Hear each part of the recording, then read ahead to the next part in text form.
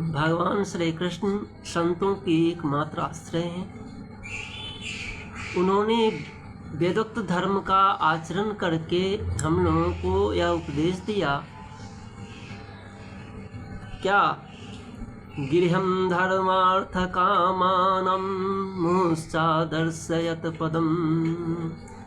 घर ही धर्म अर्थ और काम इन साधनों को प्रदान करने वाला स्थान है।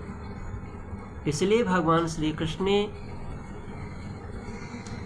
गृहस्थों के परम धर्म में स्थित रहकर आचरण किया।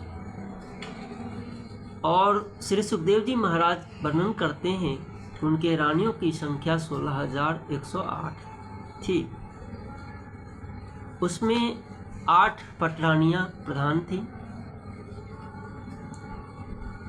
भगवान के 16,108 पत्नियां थी। उनमें से प्रत्येक के 10-10 पुत्र उत्पन्न हुए। भगवान के पराक्रमी पुत्रों में 18 महारथी थे। उनके नाम क्या है?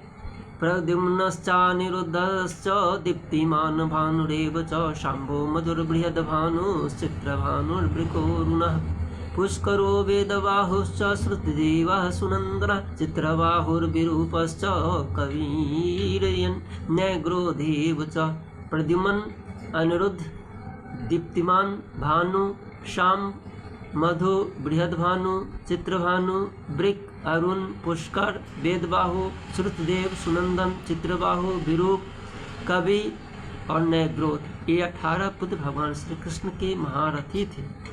महारथी किसको कहते हैं? जो 10,000 योद्धाओं से अकेला युद्ध कर सके उसको महारथी कहा जाता है। इन भगवान के इन पुत्रों में सबसे श्रेष्ठ रुक्मिणी नंदन प्रद्युम्न जी थे। वे अपने पिता के समान रूपवान, गुणवान, पराक्रमी थे। प्रद्युम्न ने रुक्मी की कन्या से अपना विवाह किया था। उन्हीं के गर्भ से अनिरुद्ध का जन्म हुआ था, जिस अनिरुद्ध में 10,000 हाथियों का बल था। रुक्मिणी के दोहित्र अनिरुद्ध जी ने अपने नाना की पोती से विवाह किया था, जिससे वज्रनाभ का जन्म हुआ। जब ब्राह्मणों के हिसाब से यदुवंश विनाश हुए तो एकमात्र वे बचे रहे। वज्रनाभ के पुत्र प्रतिबाहु, प्रतिबाहु के सुबाहु, सुबाहु के शांतिसेन, शांतिसेन के सतसेन।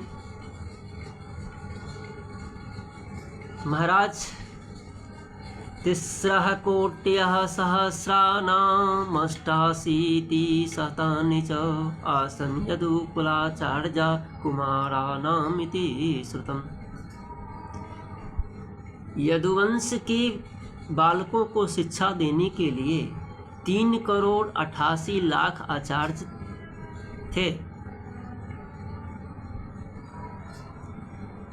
महात्मा यदुवंश की संख्या को कौन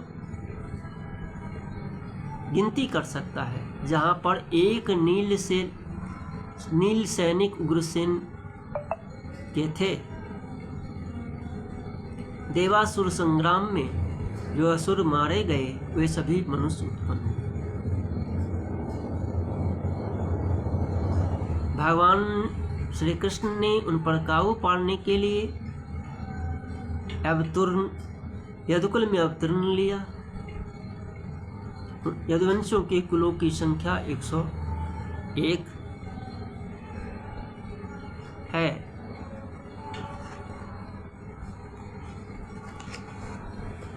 इस प्रकार भगवान ने विभिन्न प्रकार का लीला किया। जिस लक्ष्मी को प्राप्त करने के लिए बड़े बड़े देवता प्रयत्न करते हैं, वह लक्ष्मी भगवान की सेवा में संलग्न रहती है। भगवान का नाम एक बार लेने से, उच्चारण करने से सभी अमंगल दूर हो जाता है। जननाम मंगलघ्नं श्रुतिम् अथ गदितं यत् कृतो गोत्रधर्मः। ऐसे भगवान श्री कृष्ण जीव मात्र के आश्रय प्रदान करने वाले भगवान श्री कृष्ण।